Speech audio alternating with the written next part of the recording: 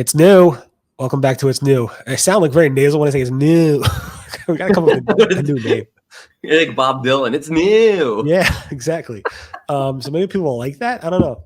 But we're now using StreamYard. We're trying now StreamYard to make our faces look brighter. Crystal's still in Seattle, so she's not waking up at 2 a.m. And Greg Finn is currently driving through Buffalo traffic, which doesn't mean there's any buffaloes on the road, but I don't think so. It's just us. That being said, we will just be the two of us, which probably people will be like unsubscribe. But hopefully, now people can see my face better, which I'm not sure is a good thing. There you go. Oh, wow. There's your face. Beautiful.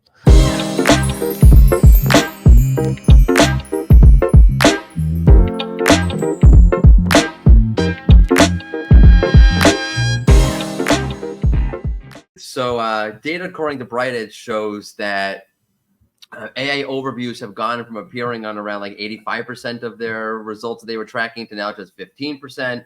They see something like AI overviews showing up on 195% of all SERPs, whatever the number is, that show a feature. So 195% more likely to show up when that result page has a featured snippet. Also really weird, they show that AI overviews appear very heavily for health queries. You would think it'd be the total opposite. I know that Mark Traphagen chimed in with SEO clarity data. They show different numbers, but also show a decrease. Semrush has their own data. Everyone's kind of all over the place with the numbers here. Yeah, the numbers are all over the place, but the trend is that there's less AI overviews showing up now than they were when SGE first launched a year ago in labs, which makes sense. I mean, Google kind of said we're kind of scaling it back a little bit until we get more comfortable with it, until not us, but the world gets more comfortable with our technology where we are the future and you guys aren't ready for the future. I think that's what the future is like summaries of content that aren't so great. Yeah, it's great. I mean, I thought the articles will slowly start to die down, but every day I see major publications still showing examples or citing or talking about Google AI overviews in a negative tone. Just this morning, Wired was like, has a story from some publisher where all their content was basically just ripped off by AI overviews. So it's not dying down anytime soon, but Google's showing a lot less. So I think the numbers was first launched 84%. Now it's down to like less than 50%. Right. I think SEO clarity was like, it dropped from, their numbers were much different. It was like a much, no, they had a much lower number initially. And then they showed the 17% to 2.5%. 2.5% or something, right? Yeah. Yeah, it's interesting. It's also weird that they're showing, at least the BrightEdge data is showing 63% of the time for health queries. You would think that's where they don't want to show this stuff. Yeah, so I don't know. I mean, it's hard because these AI reviews are hard to measure for a lot of tools because you have to be logged in to see it. And a lot of these tools don't really handle logged in. And even when logged in, then it's kind of customized for you. It's a little bit hard, but we'll see. These AI reviews are fun right now, but we'll see what happens. Talking about things that are changing a lot, there's another search ranking Google volatility change that we saw starting yesterday, June 4th into June 5th. The tools are like exploding and they're higher than ever. The chatter is up there, but it's not as high as the tools would kind of show. But I think people are just like burned out, or maybe everybody's at MozCon right now. So no one even notices.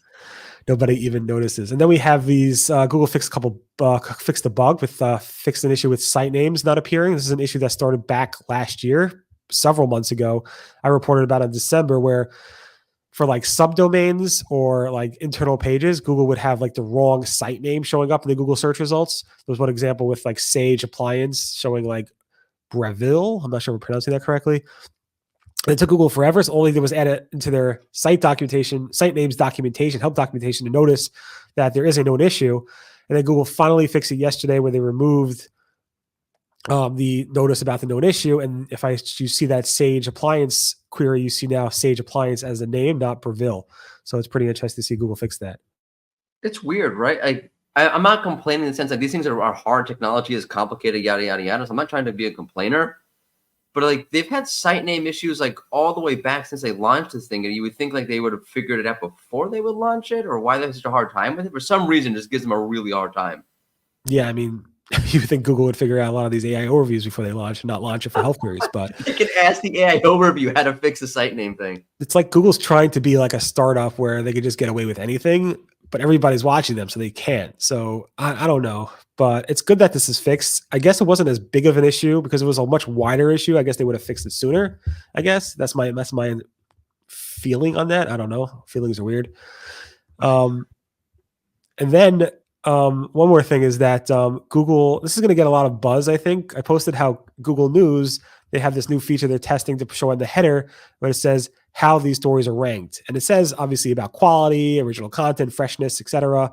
Then it goes into sometimes we use your previous activity and purchase history within Google News and other activity in other Google products.